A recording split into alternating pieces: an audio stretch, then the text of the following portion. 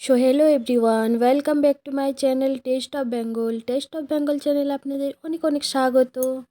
তো বন্ধুরা, আজ আমি আপনাদের বানিয়ে দেখাবো একেবারে সহজ পদ্ধতিতে মাছের মাথা দিয়ে বাঁধাকপির দারুণ একটি সুস্বাদু রেসিপি।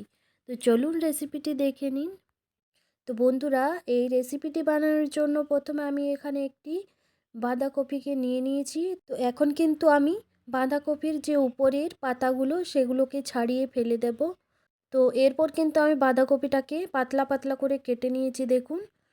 তো এরপর আমি একটি গোটা পেঁয়াজকে এখানে দু টুকরো করে কেটে নেব, আর একটা পাকা টমেটোকেও আমি দু টুকরো করে কেটে নিচ্ছি। তো এরপর কিন্তু আমি বাঁধাকপিটাকে পরিষ্কার জলে ভালো মতো করে ধুয়ে নিয়েছি।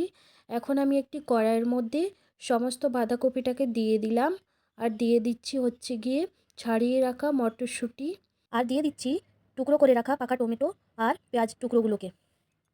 তো এইভাবে করে কড়াইয়ের মধ্যে সাজিয়ে দেওয়ার পর এখন আমি উপর থেকে দিয়ে দিচ্ছি হলুদ গুঁড়ো আর পরিমাণ মতো লবণ দিয়ে জল দিয়ে আমি এখন সেদ্ধ করে নেব।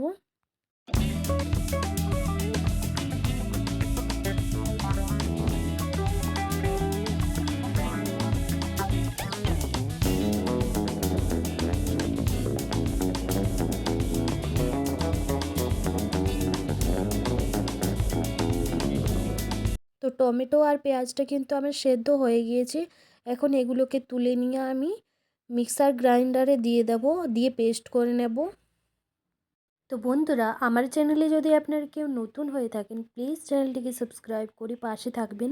আর আজকের আমার এই রেসিপিটি কেমন হয়েছে অবশ্যই লাইক কমেন্ট শেয়ার করে জানাবেন। তো দেখুন বন্ধুরা, টমেটো আর পেঁয়াজটাকে আমি পেস্ট করে নিয়ে নিয়েছি। এরপর আমি 1 চামচ পরিমাণে আদা রসুনের পেস্ট দিয়ে মিক্স করে নিলাম। তো এদিকে দেখি আমার বাঁধাকপিটাও প্রায় সেদ্ধ হয়ে গিয়েছে। তো এখন কিন্তু আমি বাঁধাকপিটাকে জল থেকে ছেঁকে নেব। তো বাঁধাকপিটাকে কিন্তু আমি ছেঁকে একটি প্লেটে তুলে নিয়েছি।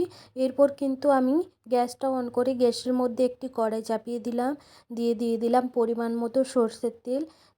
তেল গরম হয়ে যাওয়ার পরে আমি ফোড়নে দিয়ে দিলাম গোটা জিরে, দিয়ে দিলাম দুটো তেজপাতা, আর দিয়ে দিলাম 3টি শুকনো লঙ্কাকে একটু ফাটিয়ে দিয়ে আমি এখন এগুলোকে একটু নেড়েচেড়ে নিচ্ছি।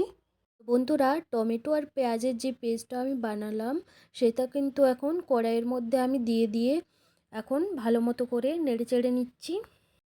তো বন্ধুরা, আপনারাও কিন্তু এই রেসিপিটি একবার হলেও ট্রাই করতে পারেন, খেতে কিন্তু খুবই সুস্বাদু হয়।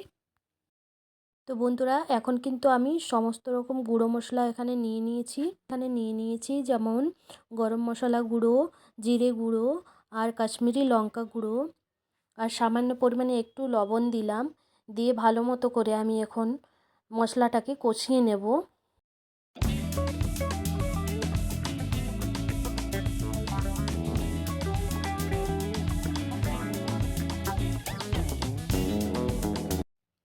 তো বন্ধুরা, মশলাটা কষানো হয়ে যাওয়ার পর আমি দেখুন একটা মিডিয়াম সাইজের আলুকে ভেজে রেখেছিলাম, সেটাই এখন কিন্তু মশলার মধ্যে দিয়ে দিলাম, দিয়ে এখন একটু নাড়িয়ে নিচ্ছি।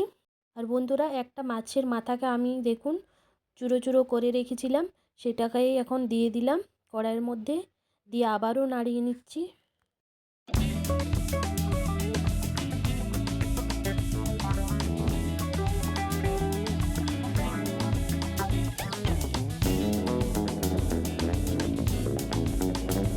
এরপর কিন্তু আমি দিয়ে দিচ্ছি সেদ্ধ করে রাখা বাঁধাকপি, দিয়ে আবারও নেড়ে চেড়ে নেব ভালো করে।